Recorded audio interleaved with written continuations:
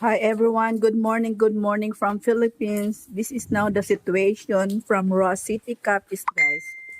Yes, yesterday, this is what I did kung paano ko pinaghandaan ang incoming typhoon. Yan, pinalinis ko yung mga saging ko.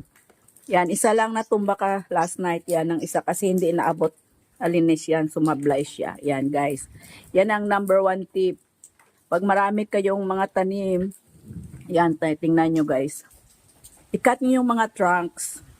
Yan, tingnan nyo. So windy. Yan.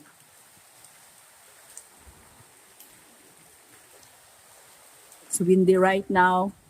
At this moment. Yan, paghandaan. Mag-ready sa strong typhoon. Cut some trunks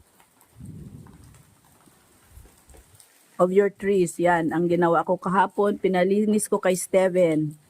Yan, mag-ingat-ingat po tayo guys.